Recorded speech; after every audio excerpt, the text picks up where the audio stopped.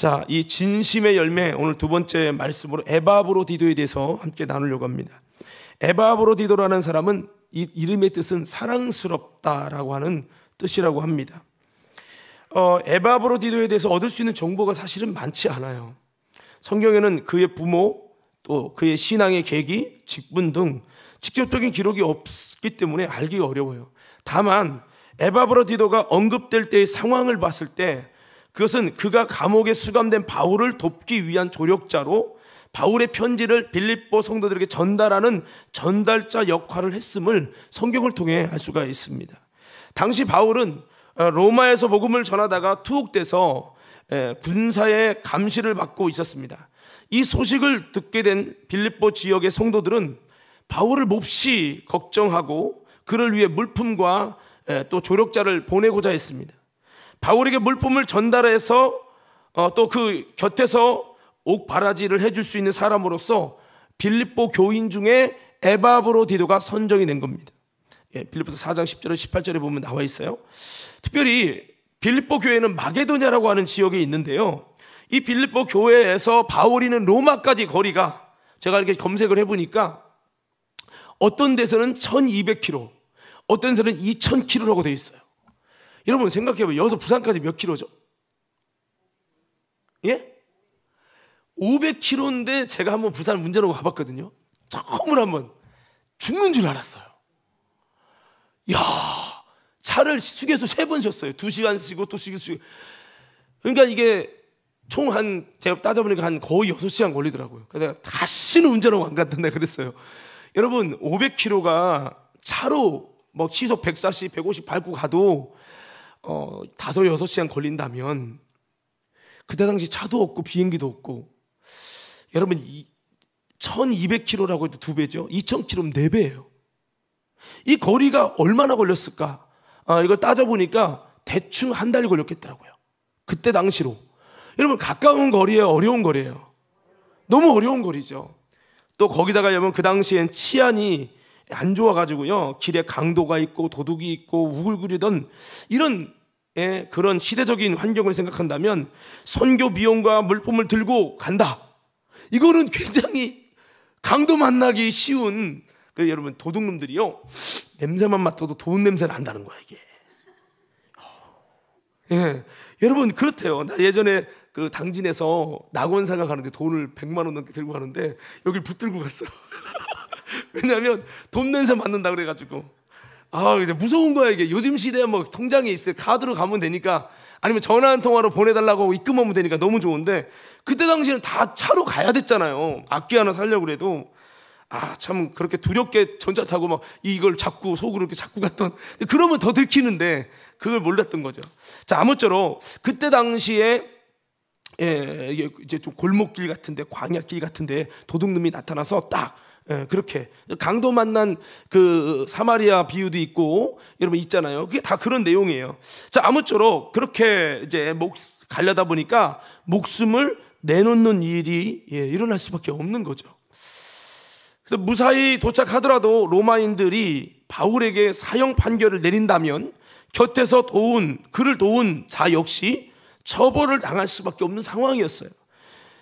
그럼에도 에바브로디도는 옥에 갇힌 형제를 돌보기 위해서 그 위험한 여정에 기꺼이 발을 디뎠다는 겁니다. 어떻게 보면 누군가 가라고 등 때리면 네가 가, 새벽 예배 네가 가, 금요 집회 네가 가. 여러분 마치 어떻게 보면 왜 나요? 왜 나냐고 그렇게 할 수도 있는 거 아닙니까? 한 달 가는 거리인데. 자, 더군다나 에바브로디도는요, 목숨을 건 그 여정을 통해서 나중에 이제 거쳐서 바울을 만났는데, 그러나 바울은 자신을 돕기 위해 찾아온 에바브로디도를 하루빨리 다시 빌립보로 보내려고 했습니다. 그 이유가 뭐냐면 에바브로디도가 장거리 이동을 통해 한 달을 이동할 때 생각을 해보세요. 여러분 자전거가 있겠어요? 오토바이가 있겠어요? 한 달을 먹으면서 계속 또 이동하는 게, 여러분 차 타고 한 달 가는 것도 어려운데, 비행기 타고 여러분 아프리카 18시간 가는 것도 어려운데, 여러분 걷는 시간도 꽤 되지 않았겠어요? 여러분 낙타를 타고 갈 수 있는 시간도 있지만 걸어야 되는 곳도 있잖아요. 그러니까 얼마나 그리고 거기다가 뭐 돈도 가져가야 되고 여러 가지 가져가야 될 것들을 들고 가잖아요. 짐이 있단 말이에요. 근데 그렇게 가다가 이 에바브로디도가 병에 걸린 겁니다. 중병에 걸린 거예요. 죽을 수밖에 없는 병에 걸린 겁니다. 이게 뭐 말라리아인지 아니면 여러분 어떤 병인지 모르겠어요. 제가 봤을 때는 갑자기 이동하다 걸린 거 보니까 아마 말라리아든 뭐 밤에 들판에서 자면서 말라리아든 아니면 뭔가 어떤 병인지 정확히 모르지만 하여튼 중병에 걸려서 죽게 되었던 상황이었다고 성경은 기록하고 있어요. 여기 보면 성경에 보면 에바브로디도를 여러분에게 보내어야 할 필요가 있다고 생각하였습니다. 사실 그는 병이 나서 죽을 뻔하였습니다. 그러므로 내가 더욱 서둘러 그를 보냅니다. 기쁜 마음으로 그를 영접하시오. 또 그와 같은 이들을 존경하십시오. 그는 그리스도의 일로 거의 죽을 뻔하였고 나를 위해서 여러분이 다 하지 못한 봉사를 채우려고 자기 목숨을 아끼지 않는 사람이기 때문입니다 라고 새 번역에 이렇게 기록이 되어 있어요. 여러분, 그럼에도 불구하고 에바브로디도의 근심은요, 자신이 아니라 자기 병 걸린 것 때문에 근심한 게 아니라 형제 자매 이 빌립보 교회를 향하고 있었다는 겁니다. 그는 여러분 모두를 그리워하고 있을 뿐만 아니라 자기가 병을 앓았다는 소식을 이 빌립보 교인들이 들었기 때문에 몹시 걱정하고 있었어요. 여러분, 그래서 그는 자기가 병들어 죽게 되어서가 아니라 빌립보 교회 성도들이 자신의 소식을 듣고 염려하는 것으로 인해서 근심을 했다는 겁니다. 목숨의 위협을 받는 상황 속에 놓여도 사도 바울과 빌립보 교회 성도들을 먼저 생각했던 에바브로디도의 행적은 영적 형제 자매들을 위한 희생과 섬김의 예가 무엇인지를 우리에게 보여주는 말씀입니다. 특별히 여러분, 빌립보서가 바울이 썼지만 이걸 빌립보 교인에게 전달한 사람이 누구다? 지금까지 얘기한 사람, 에바브로디도입니다. 그러니까 에바브로디도의 편을 통해서 바울의 편지 빌립보서가 빌립보 교회에게 전달된 거예요. 그러니까 그래서 빌립보서가 탄생이 된 거죠. 이 편지를 통해 빌립보 교회는 에바브로디도와 빌립보 교회를 향한 바울의 사랑을 확인할 수 있게 되었고요, 교회가 겪고 있었던 그 위기를 극복할 수 있는 힘을 얻게 되었습니다. 누군가의 희생을 통해 이런 역사가 일어난 거죠. 오늘 사랑하는 성도 여러분, 저와 여러분들 가운데도 이런 여러분의 헌신과 수고를 통해 이 공동체 가운데 아름다운 하나님의 은혜의 역사가 있게 되기를 예수 이름으로 축원합니다. 자, 그렇습니다. 그러면 우리가 진심의 열매라는 부분을 주제를 정했는데, 이 에바브로디도의 헌신이 어떤지 대충 이제 기억이 날 겁니다. 특별히 에바브로디도의 어떤 모습을 보았기에 바울이 그를 자기의 편지를 전달하는 아주 중요한 일을 사용했는가? 전에 디모데를 선택한 이유, 그 진정성의 이유를 말씀드렸고, 자, 오늘 에바브로디도의 이 진정성 있는 모습, 어떤 모습을 귀중히 받는가? 또 이 모습은요, 제가 보다 보니까 예수님께서도 어떤 모습을 귀중히 보시고 하나님이 쓰시는 모습이 뭘까? 바로 이런 모습이라는 거죠. 25절 한번 다 같이 읽어보도록 하겠습니다. 25절입니다. 다 같이 함께 읽습니다. 시작. 그러나 에바브로디도를 너희에게 보내는 것이 필요한 줄로 생각하노니 그는 나의 형제요, 함께 수고하고 함께 군사된 자요, 너희 사자로 내가 쓸 것을 돕는 자라. 아멘. 여기 앞에 부분에 보니까 에바브로디도의 헌신이 첫째는 나의 형제요, 함께 수고하고 함께 군사된 자다라고 말씀합니다. 한번 따라합시다. 나의 형제요, 함께 수고하고 함께 군사된 자다. 그 진정성 있는 진심의 열매가 뭘까? 함께 수고하고 함께 군사된 자고 함께 형제된 자. 이게, 자, 박수 세 번 시작. 졸린 분은 커피를 잘 점심에 드세요. 자, 이 함께 형제라는 말은요, 함께 예수 피를 나눈 자라는 거예요. 형제란 말은 가족이란 뜻이잖아요. 근데 이 에바브로디도는 바울과 피가 섞인 게 아니에요. 믿음으로 예수의 피가 섞인 거죠. 자, 그래서 함께 예수 피를 나눈 자다라는 말이죠. 그리고 이것은 더 깊이 친밀감을 의미합니다. 함께 형제된 자요라는 이 의미에는 단순히 같이 예수 믿어요 이게 아니에요. 한 피를 나눈 가족과도 같은 관계다라는 말이죠. 바울 공동체에서 함께 형제라는 말은요, 더 나아가서 이 공동체에서 함께 고난당하고 함께 주를 위해 죽기로 결의한 자들이라는 의미를 나타냅니다. 동시에 함께 수고하고 함께 군사된 자라고 말하고 있어요. 이것은 힘들고 어려운 일들과 부담되는 일이 있어도 함께 수고하는 자다라고 하는 것을 의미하는 겁니다.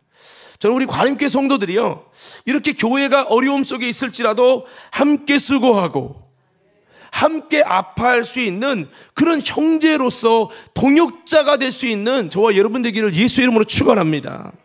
힘들고 어려우거나 부담되는 일이 있으면 살짝 발을 빼는 그런 이들이 있고요, 어떤 사람은 말만 이렇다 저렇다 하면서 어렵다고 불평만 하는 사람이 있어요. 그러나 여러분, 힘들어도 말없이 에바브로디도처럼 헌신하는 자가 진짜 진심의 열매인 줄로 믿습니다. 바로 이게 진짜죠. 우리도 함께 수고하고 함께 형제된 자라고 말할 수 있을 만큼 과림교회를 사랑하고 이를 위해서 물질도 시간도 열정도 몸도 마음도 헌신도 충성도 함께 할 수 있는 에바브로디도가 되시기를 예수 이름으로 축복합니다. 친구도 보세요. 돈이 있을 때 모이는 친구가 있고요, 진짜 내가 힘들고 어려울 때 같이 해주고 함께 해주는 친구가 있어요. 여러분, 진정한 친구가 무엇인지는 여러분 다 아실 거예요. 말하지 않아도. 교회도 마찬가지예요. 좋을 때만 친구가 아니라 진짜 이렇게 같이, 교회가 힘들 때도 그 사람이 힘들 때도 같이 아파하고 정말 같이 기도할 수 있는 그 공동체가 진짜 사랑 아니냐는 거죠. 예수님의 진실과 십자가의 정신과 같이 우리도 하나님의 진실 앞에 믿음으로 반응하는 모든 성도들이 되길 원합니다.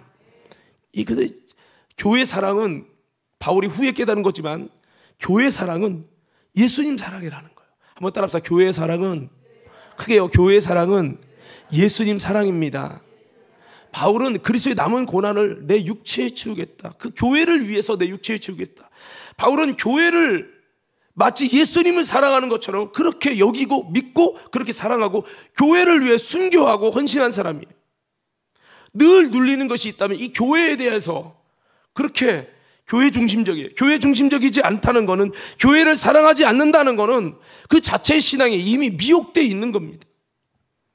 더 나아가서 바울은요, 에바브로디도도 마찬가지지만 함께 군사된 자다라고 말했어요. 군사됐다는 건 무엇입니까? 함께 고난도 받으며 어려운 고통 가운데 나갈 수 있는 사람이라고 하는 말이 이 군사라는 거예요. 함께 군사가 되었단 말은 함께 전쟁터에 나갈 수 있는 동지라는 뜻이에요.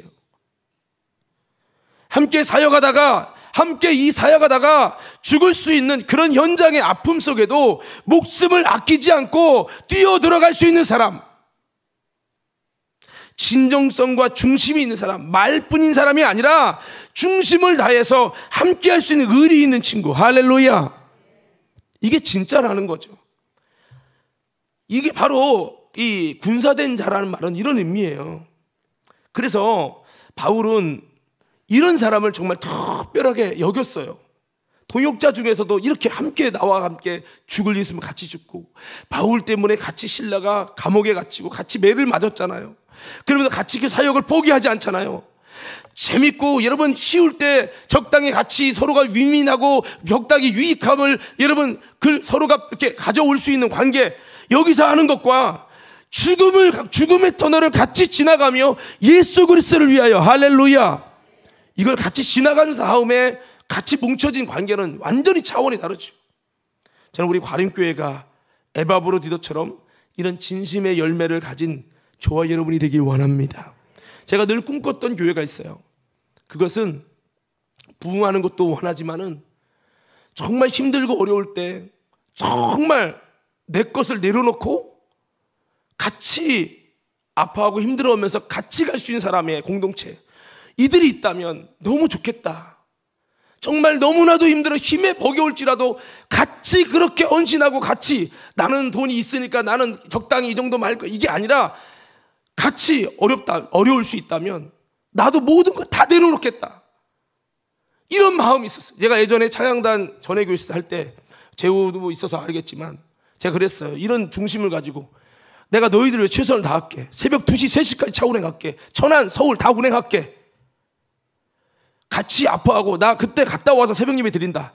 하지만 너희들이 저녁 예배 찬양단 참여하면 내가 그렇게 할게. 너희도 그런 중심으로 같이 하자. 해가 그 젊은 대학생들이 다 주일 저녁 예배를 드리는 거야. 그리고 천안 데려다 주고 어디 데려 천안 찍고 어디 찍고 막 그랬어요. 나도 너희를 위해 다 돈이든 뭐든 안 아낄 테니까 너희도 그 중심을 가지고 한번 해보자. 그런 마음으로 하는 거예요. 왜냐면요, 우리 하나님은 진심의 하나님이에요. 진심. 예수님이 어떤 말을 제일 많이 했죠? 내가 진실로 너에게 이르노니. 이 말을 진짜 많이 했어요. 이 말만큼 예수님은 진심을 원하고 계시다는 거예요. 진실을 원하시는 하나님. 겉과 속이 다른 바리새인적인 것을 싫어하십니다. 왜 유저 아십니까? 그분은 전지하시고 우리의 마음과 중심까지 요령 피는 것까지 다 알고 있어요. 다 알고 있어요. 겉으로는 성도들과 교회를 위하는 척하고 진짜 헌신해야 될 때 희생하며 내 주머니를 떨어야 될 때는 싹 빠지는 식의 그런 사람은 사실은 예수님이 기뻐하지 않으세요. 오늘 우리는요, 중심 다해 교회를 사랑하고 함께 어려운 고난도 함께 짊어질 수 있는 군사된 자가 되시기를 소원합니다. 옆 사람에게 한번 인사해 봅시다. 이렇게 한번 악수하면 인사합시다. 우리 군사된 자가 됩시다. 시작.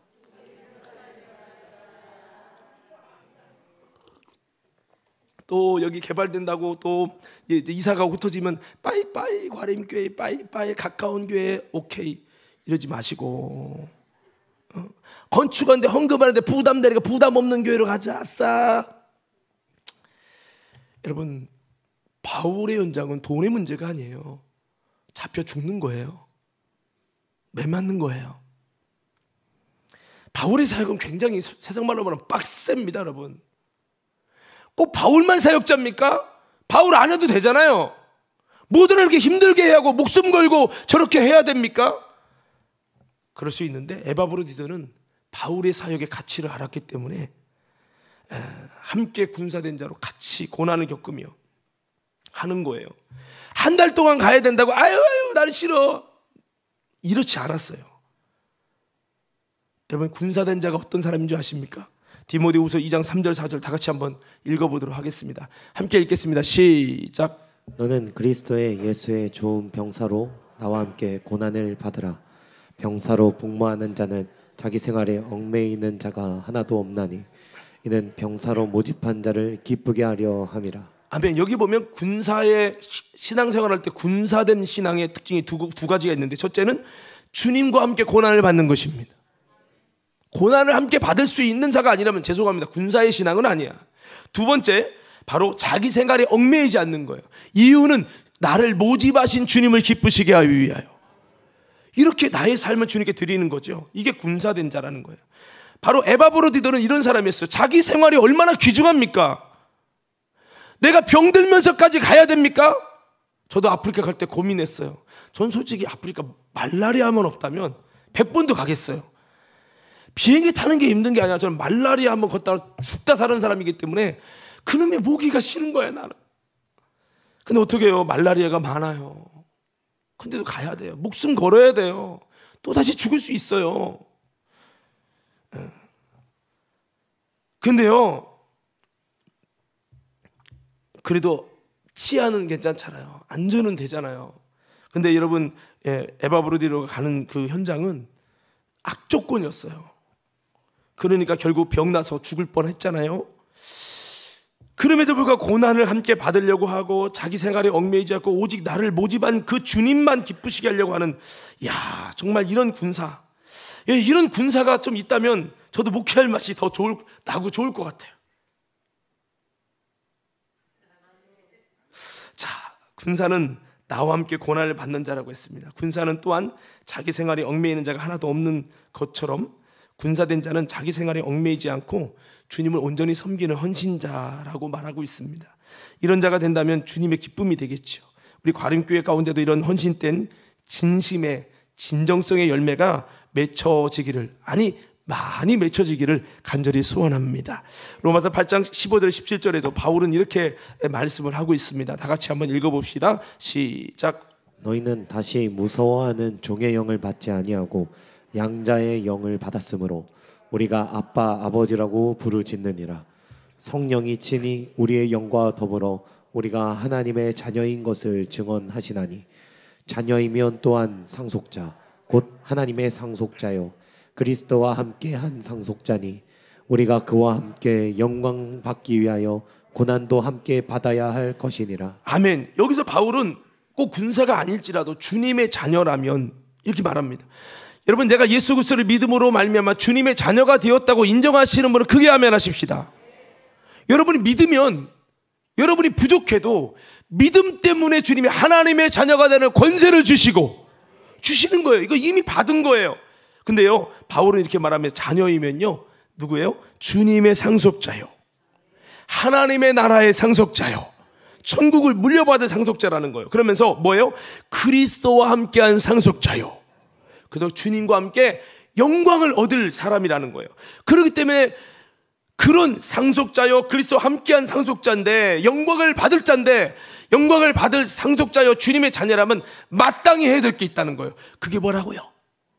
고난도 함께 받아야 된다. 옆 사람의 손을 한번 꾹 누르면서 고난도 함께 받아야 된답니다. 시작. 내가 죄져서 고난 받는 거 말고 주님을 위한 고난. 그렇죠? 그렇습니다. 이것은 곧 주를 위해 고난에도 동참하는 전쟁터에 출전할 수 있는 군사의 신앙인이 되어야 한다는 거죠. 우리가 주님의 자녀라면 이렇게 고난에도 동참할 수 있는 영적인 군사가 되어야 된다는 거죠. 정말 그렇습니다. 에바브로디도처럼 함께 형제요, 함께 수고한 자요, 함께 군사된 자가 여러분 바로 주님 보실 때 진정성이 있는, 바울 볼 때 진정성이 있는 열매라는 거죠. 오늘 우리 모두 이런 진심의 열매를 갖는 에바브로디도가 되시기를 간절히 축복합니다. 자, 그리고 이 아까 읽은 25절 뒤에 보면 뒤에 아주 중요한 단서가 하나 또 나왔어요. 25절, 빌립보서 2장 25절 다시 한번 읽어볼게요. 시작. 에바브로디도를 너희에게 보내는 것이 필요한 줄로 생각하노니 그는 나의 형제요 함께 수고하고 함께 군사된 자요 너희 사자로 내가 쓸 것을 돕는 자라. 아멘. 여기 보니까 내가 쓸 것을 돕는 자다 그랬어요. 한번 따라해 볼까요? 내가 쓸 것을 돕는 자다. 자, 그래서 너희 사자로서 내가 쓸 것을 돕는 자다 이렇게 표현했습니다. 사도 바울의 쓸 것을 돕는 자다. 바울이 감옥에 갇혀 있잖아요. 어려운 상황인데 바울을 위해 뒷바라지하기 위해서 바울의 쓸 것을 돕는, 수중드는 그런 일을 했습니다. 에바브로디도는 바울의 쓸 것을 돕는 자였습니다. 사실 사역을 하면서도 주의 종을 때론 물질로 섬기는 게 쓸 것을 돕는 그런 사역이 쉬운 게 아니에요. 이것은 정말 바울을 사랑하고 믿고 존경하며 따르며 주의 종을 하나님이 쓰시는 사역자라고 하는 이 영적인 확신을 가질 때 자신의 것을 들여서 주의 종을 기쁘게 하고 나의 쓸 것을 들여서 주의 종의 쓸 것을 돕는 것이 자신이 기쁨이 된다고 말할 수 있을 만큼 믿고 따르며 사랑할 수 있을 때 비로소 할 수 있는 게 쓸 것을 돕는 자다라는 거죠.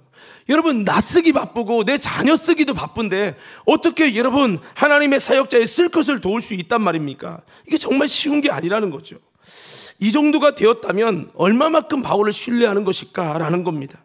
주의 종은 단지 쓸 것을 돕는 그 물질이나 물건보다 이렇게 주의 종을 믿고 따르며 존경하는 사람이 있다는 것이 더욱더 감사한 일입니다. 주의 종은요, 이런 하나님의 사람이 있다면 정말 목회할 만 날 거예요. 그래서 지난번에도 이제 김호주 목사 그랬죠. 처음에는 정말 목사님을 도울 수 있는 2명을 달라고 기도했는데 2명은 너무 작다. 12명을 해라 이렇게 이야기했는데, 진정한 진심의 열매로 돕는 동역자 12명이 있다면, 이런 에바브로디도 같은 사람의 동역자 12명이 있다면 정말 여러분 모든 것을 걸고 인생을 걸고 목회할 수 있는 그런 뜨거운 불이 주의 종의 마음에도 타오르게 될 거라고 생각을 합니다. 사실 목회하면서 답답하고 힘든 게 뭔지 아십니까? 주의 종이 사역하는 것에 제대로 이해도 하지 못하고 제대로 알지도 못하고 제대로 영분별도 못하면서 불평하고 불만을 갖고 그것을 은근히 많은 사람에게 전파하고 드러내서 영적 분위기를 흐리는 사람들이 있다는 거죠. 이들은 오히려 사역을 방해하는 일을 합니다.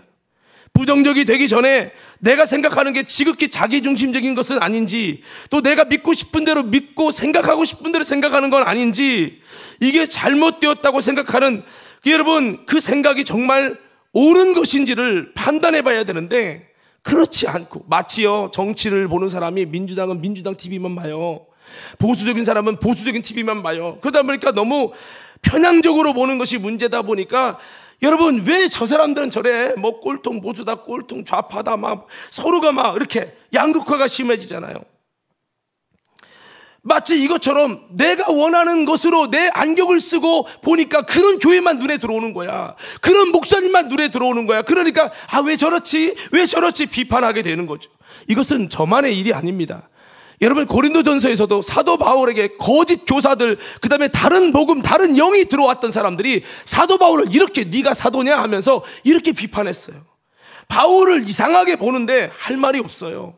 바울이 얼마나 진실로 사례금도 안 받고 눈물로 그들을 가르쳐도 소용없어요.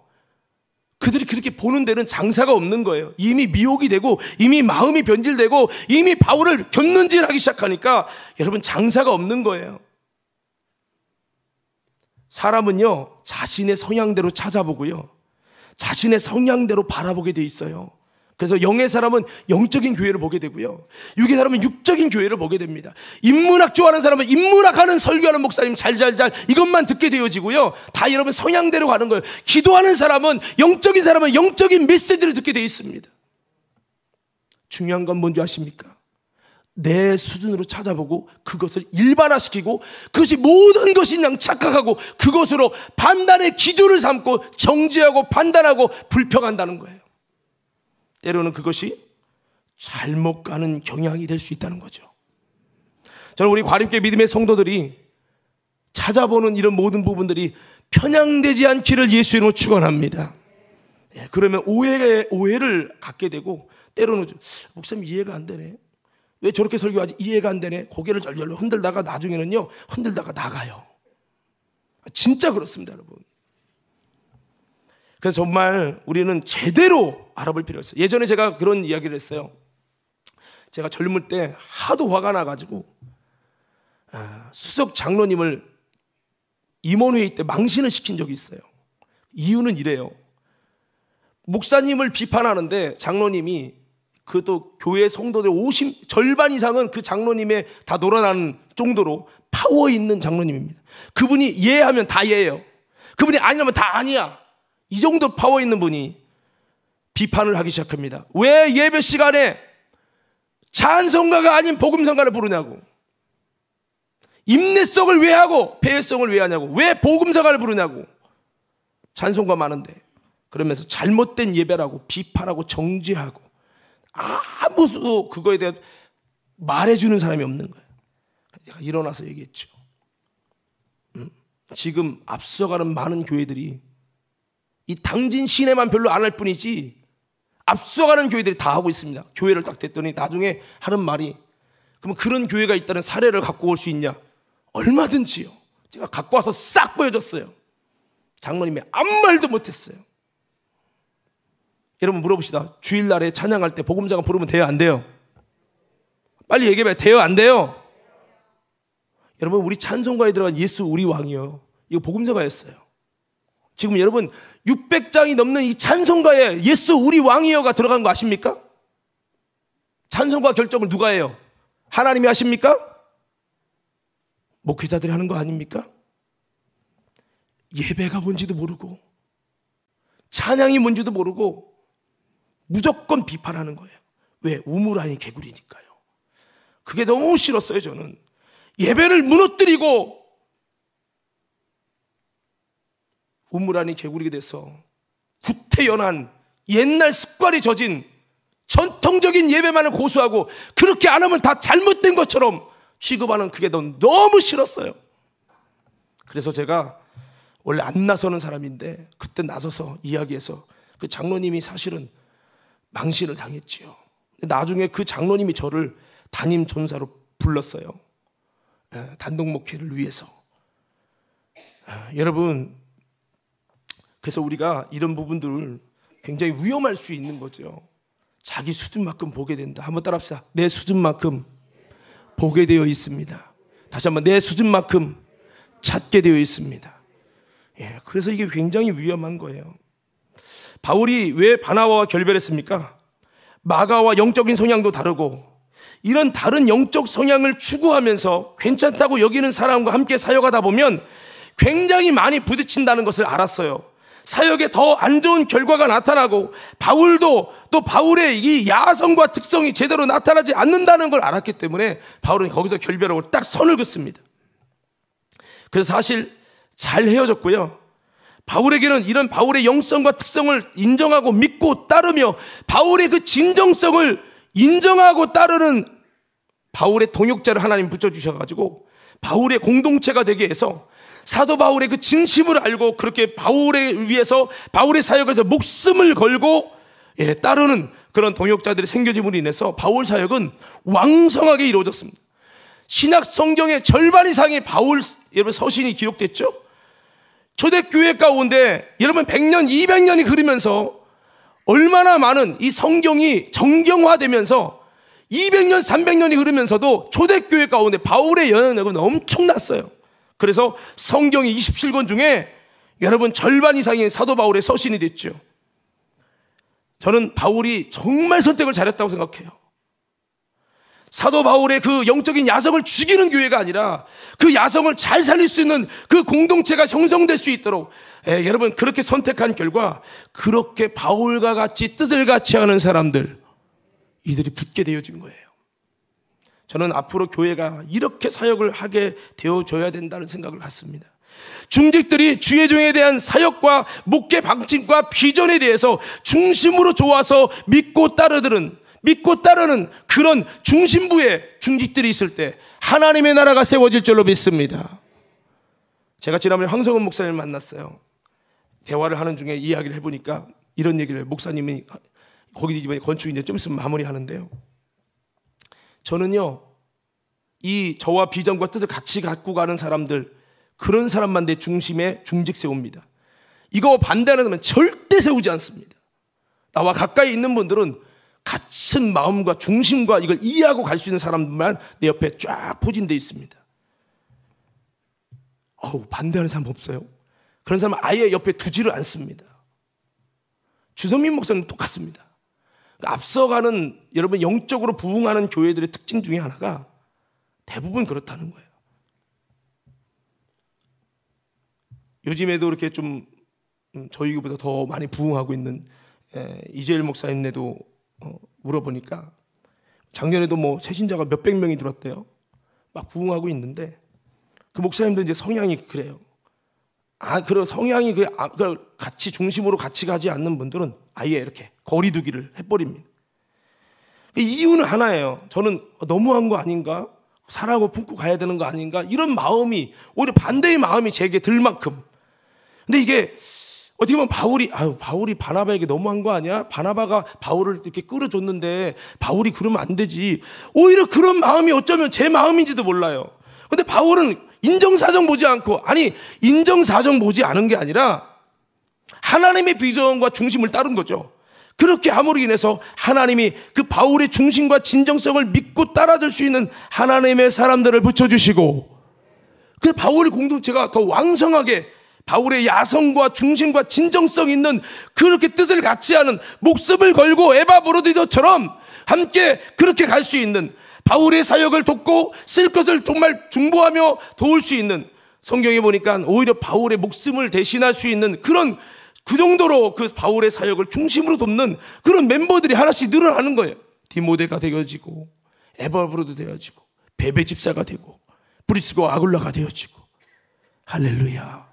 여러분 어떻습니까? 우리 교회가 담임 목사님과 비전과 그 중심과 열정의 진정성을 가지고 같이 죽으면 죽으리다 하며 갈 수 있는 그런 진정성 있는 열매 있는 중직들이 많아지기 원합니까? 아니면 담임 목사님 주변에 그런 사람은 하나도 없고 다 서로 안 하려고 뒤로 빼고 다 도망가는 사람만 있기 원하십니까?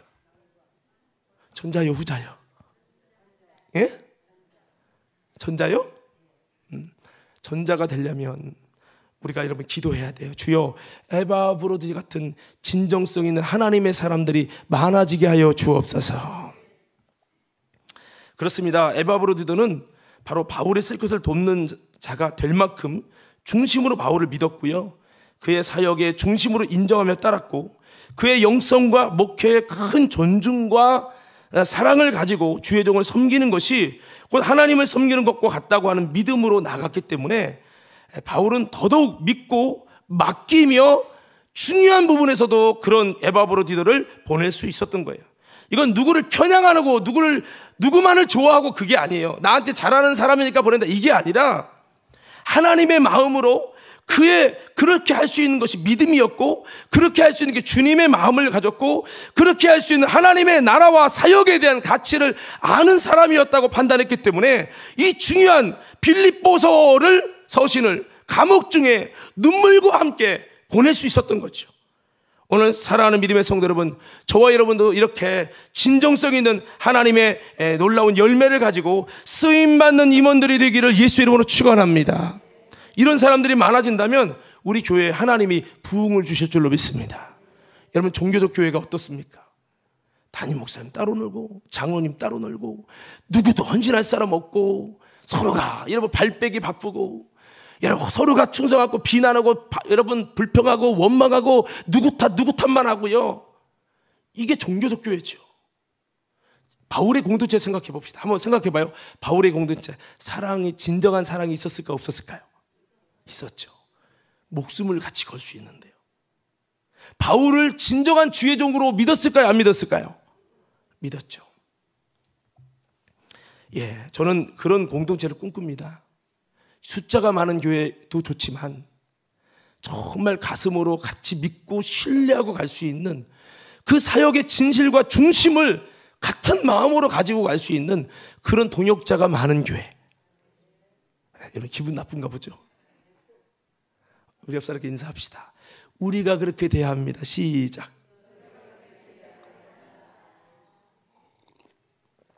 다른 사람이 되는 것도 좋지만 외부인이 그런 충성자를 보내주셔서 하는 것도 좋지만 바로 저와 여러분이 진심의 에바브로디도가 여러분이 되어지기 원해요.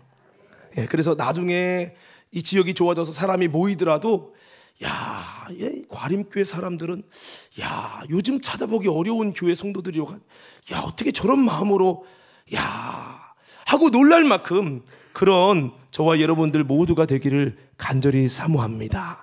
자, 오늘 좀 더 하면 좋은데 좀 시간을 오늘 일찍 끝내주려고 제가 생각을 했기 때문에 여기서 아쉽지만 여기서 좀 끝내고 다음에 좀 이어가려고 합니다. 오늘 두 가지 나눴어요. 여러분, 에바브로디도의 진실한 진정성 있는 열매가 뭐였죠? 처음에는 함께 수고하고 함께 형제되고 함께 군사된 자였다. 고난도 같이 가는 사람이죠. 할렐루야. 우리 고난 같이 가야 됩니다. 아멘. 두 번째 뭐였죠? 주의 종을 쓸 것을 돕는 것. 단순히 제가 보니까 그래요.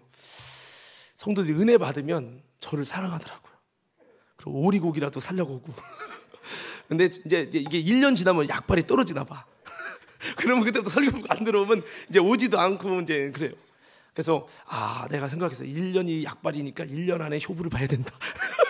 이런 생각을 하는데 여러분 그건 제가 우스갯소리를 한 거고, 저는 이게 단순히 쓸 것을 돕는다 이런 차원이 아니라 제가 만약에 평신도에도 마찬가지, 내가 주의 종에게 뭔가 쓸 거를 드리고 쓸 것을 도우려면 그 정도로 믿고 그 정도로 사랑하고 그 정도로 존경하고 이분이 잘 사는 게 내가 사는 거야 라는 그런 마치 나무와 줄기, 가지 같은 그런 중심을 가지고 있을 때, 하나님의 마음을 가지고 있을 때 이것은 가능할 일이라고 생각을 합니다. 그래서 예수님이 썩을 양식을 위해 하고 썩지 않는 양식을 위해 하라. 그러니까 제자들이 물어보죠. 어떤 게 썩지 않는 일입니까? 하나님의 보내신 자를 믿는 것이 하나님 일이니라. 그렇게 말씀하셨죠. 오늘 다시 한번 우리가 여러분 이렇게 하나님의 나라의 일을 위해 이렇게 또 주의 종의 사역을 위해 쓸 것을 도울 만큼 이렇게 진정성을 가진 하나된 마음, 서로가 교회에 여러분 정말 말세가 오면 장로님이 목사님 못 믿고 권사님이 장로님 못 믿고 서로가 못 믿어요. 그래서 목사님 바라봐도 저거 뻥 아니야?